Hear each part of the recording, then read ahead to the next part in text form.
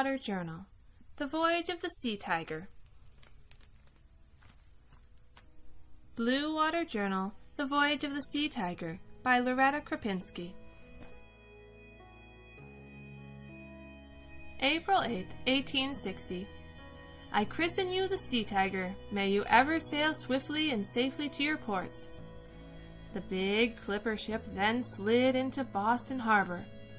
When the cargo of 6 cases of copper, 200 boxes of soap, 250 barrels of flour, 100 kegs of nails, 1 piano, and assorted boxes of nails and tools was finally stored below, I, Benjamin Slocum, began my voyage. Together with my father, who is the ship's captain, my mother, and my sister Isabel, we are bound for Cape Horn and Honolulu. I am sad to think that I will not see my friends and grandparents for a long time. However, the feeling of Christmas hung over our departure, for we received so many presents. Our cook, Ah Ling, gave my mother a jar of ginger. Grandma gave us preserves, Grandpa gave me a journal so I could write about my voyage, and Uncle Samuel presented me with a fine box of watercolors and several sketchbooks. We set sail from Boston Harbor with a fair wind and soon passed Boston Light. When I am grown up, I want to have a ship like this of my own. April 10th, 1860. Mother and Isabel have been seasick. I have been taking care of them as Papa is busy up on deck. In the main stateroom are a new carpet and Papa's easy chair. Mama's houseplants make it almost seem like home. Our beds swing down from chains, so we roll with the ship. My room is on the port side. When I'm in my bed, I can hear the water splashing by the side near my head. Our food comes packed in barrels, and the cook makes good cornbread served with molasses.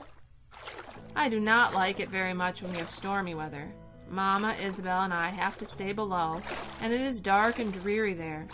Sometimes we all get seasick again. Mama is knitting sweaters for Isabel and me, as Papa says it will be very cold when we round Cape Horn. When it is summer in Boston, it will be winter down there. Isabel plays with her dolls and stitches a sampler.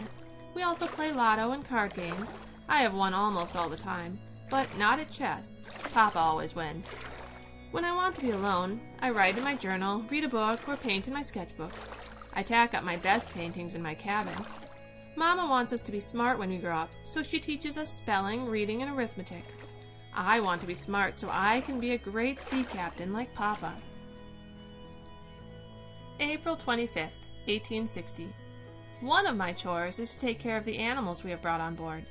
We have Nanny the goat for milk, several pigs for fresh pork, a few chickens, and a handsome but mean rooster.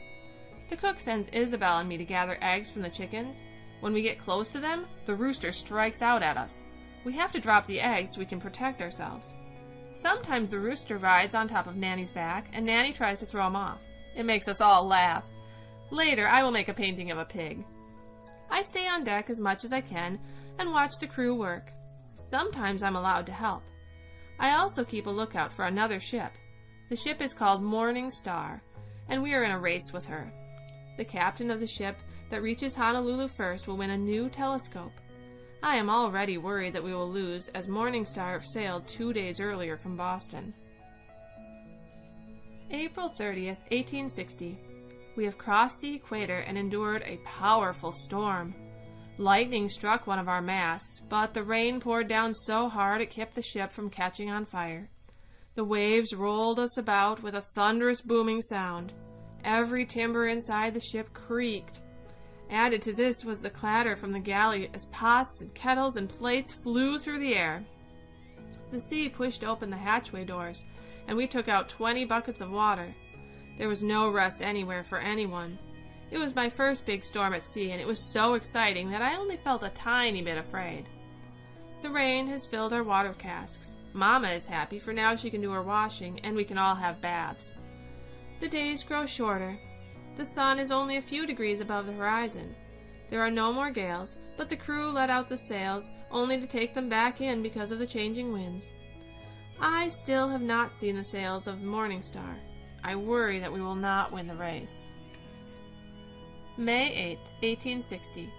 We have sailed 30 days and have arrived at the port of Rio de Janeiro in Brazil.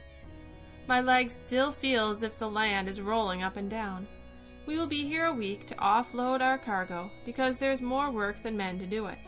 The Morning Star will really have a big lead on us now. We were relieved to travel from the crowded, dirty city and go to where the steep mountains meet the forests. We visited some people Mama and Papa know who used to live in Boston. Their children let us play with their pet monkey. Isabel and I wanted to take the monkey back to the ship with us, but Papa wouldn't allow it. Today we all enjoyed a picnic at the botanical gardens.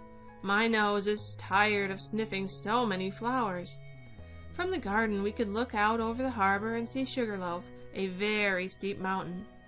We have been writing letters all week to our friends and relatives. Before we set sail, we will leave the letters ashore to be mailed to Boston. I am sending some small paintings to Uncle Samuel. June 8, 1860. The carpenter, Mr. Adams, and Manuel, one of the crew, are my special friends. Mr. Adams helps me with my paintings, and I help him with his work. Manuel is teaching me how to tie knots, and I am teaching him English. He told me, "You don't use ropes on a ship, you use line, and you don't haul in a sail with a line, it's called a sheet." I'm trying to learn enough to sail my own ship, but there is so much to know, and it is hard to remember it all. Manuel made a ship model of the Sea Tiger for me. We will rig it together so I can learn the names of the lines. During the dog watch in early evening, and only during good weather or flat calms, the crew will light their pipes. Lying on our beds below, Isabel and I fall fast asleep while they sing seafaring folk songs called shanties. June 15, 1860. When I am not busy, sometimes I like to watch the water for sea life. I have done some nice paintings of dolphins, sea turtles, and whales. Once, when I wasn't looking, and much to the surprise of everyone, a whale came so close to our ship as to spray our deck with his water spout. Then he thrashed the sea with his flukes and went underwater. Today we finally spied Morning Star, and she is ahead of us. Father had the crew trim the sails and give new orders to the helmsman. He was so excited that he offered an extra $1 to each of the crew if we win the race. Me too. We also passed another ship heading north. Through our telescope we could see children waving back at us. On a chalkboard my father wrote our home port, where we're bound, and how many days we're out. They could read it with their telescope. They were from San Francisco, bound for New Bedford, and 82 days out. June 30th, 1860. We began rounding Cape Horn 3 days ago with much concern. It is here where the headwinds and waters of two great oceans, the Atlantic and the Pacific, come together. The seas and winds are never at peace. The sun is often hidden by mists, clouds, and fog. Isabel says she is scared because it looks so gloomy. Passing near the shore, the mountains are rough and jagged, covered with snow. We could make out penguins with our telescope, even though it doesn't work so well. I hope Papa wins the new one. The wind has moved the water to mountainous heights. An albatross followed in our wake with not another living thing in sight. The silence was broken only by the wind whistling through the rigging, sounding like a hornpipe playing a wild tune. It is cold below deck, too. We snuggle under our quilts during the day, wearing the new sweaters that Mama made. Morning Star is still ahead of us. The waves are so high we can only catch a glimpse of her. July 7th, 1860. We have rounded Cape Horn in 10 days and have picked up headwinds that will take us to the Sandwich Islands and Honolulu. To celebrate, the cook has killed a pig and we dined on roast pork with plum pudding duff for dessert. Eat and drink your fill and don't look forlorn. There's roasted pork and goodbye Cape Horn, said the cook. I am glad to be allowed to go up on deck again. I'm even happy to try sneaking past the rooster to gather eggs. We no longer see Morning Star. Father is worried that she might have been wrecked. I spent most of the morning looking for her. August 12th, 1860. Land off the port bow, the mate cried out from above. Looking out, I could see the peaks of the mountains of Sandwich Islands. At last, Papa says the mountains are different from the ones we have at home. They blow their tops, and hot liquid rock called lava runs down the side like molasses. The golden setting sun made them glow. Sounds of crashing surf were all around us as we passed a reef. A strong breeze took us through a channel between two of the islands. A pilot boat arrived, and the pilot guided us into the crowded harbor. Upon the order, "Let's go!" the anchor dropped with a rumble and shook the ship from stem to stern. Among the other ships and small craft, we are peacefully anchored under hundreds of stars. It is late, and I am tired. August 13th, 1860. We were all up early today because the harbor is a noisy, busy place. Schooners, whalers, and clipper ships are all crowded together, making it difficult to see Honolulu through so much rigging. In all the excitement yesterday, we forgot to look for Morningstar. Last night I awoke and ran up on the deck to look for her. It was too dark to be sure she was there. The island is fringed with trees called palms that look like green feathers. A tall mountain called Diamond Head is at one end. Little white cottages line the waterfront.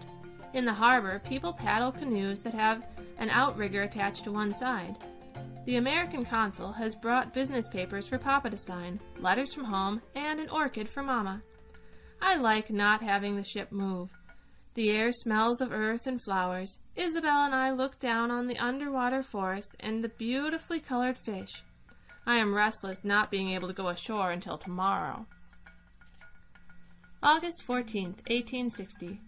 Morningstar, for lack of a strong wind, arrived last evening. We have won, and I get $1. Today we are towed to a wharf. From the ship we gaze down on people from all parts of the world and on the Kanakas, the name for the native people. Straw hats were twined with flowers, and garlands of flowers were worn around everyone's neck. I felt silly, but the minister who greeted us gave us each our own garland. We walked to the hotel, which is our residence while we are here. A carriage took all of us to Palika Mountain to see the volcano crater. Below us lay sugarcane fields and small farmhouses. The edge of the island was ringed with white surf. Afterward, Isabel, Mama, and I went to the market. I spent my $1 on a horn that was made from a large seashell and on some coconut candy. We saw strange flowers and fruits. Imagine calling a fruit breadfruit when it doesn't look or taste anything like bread. August 29th, 1860. We were in Honolulu for 15 days, loading a new cargo to take to Hong Kong. We also loaded new supplies for ourselves, including new chickens, a friendlier rooster, and Papa's new telescope. On a rising tide and strong wind, we left in the afternoon. I think how much I liked to see the canvas stretch in the gale and listen to the masts creaking and the wind piping through the rigging. Leaning on the rail, I grew drowsy and came below to write this in my journal.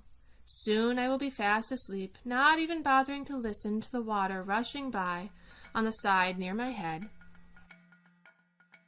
The end.